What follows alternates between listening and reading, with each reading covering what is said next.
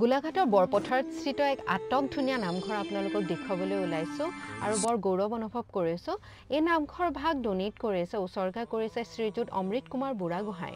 তেখেতৰ প্ৰয়াত পিতৃ ভুৱন চন্দ্ৰ বুঢ়াগোহাঁই স্মৃতিত ইমান ধুনীয়াকৈ এই নামঘৰ ভাগ সৃষ্টি কৰিছে, ইমান ধুনীয়াকৈ ভাস্কৰ্য ইয়াৰ দেৱালবিলাকত বনোৱা হৈছে আৰু ইমান ধুনীয়া নামঘৰ বৰ অসমত এনেধৰণে বনোৱা খুব কমকৈ দেখিবলৈ পোৱা যায় আৰু মই নিজকে বৰ ধন্য অনুভৱ কৰিলোঁ, বৰ গৌৰৱ অনুভৱ কৰিলোঁ এই ভাগ নামঘৰত আজি উপস্থিত থাকিব পায় আৰু ইয়াতে দেওগৰাকীয়ে এই নামঘৰ ভাগৰ কথা মোক বুজাই দিলে, কেনেকৈ কিমান ধুনীয়াকৈ ইয়াৰ ভাস্কৰ্যবিলাক সৃষ্টি কৰা হৈছে আৰু এয়া হৈছে ইয়াৰ মণিকোট ভাগ।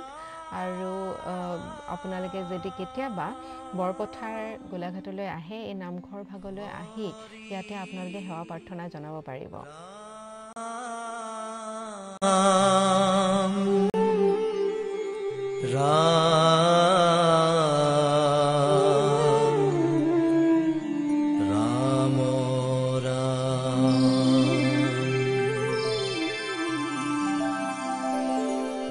তেজৰে কমলা পুতি পৰভাত নিন্দ তেৰি সান্দ মুখ পেখো উঠ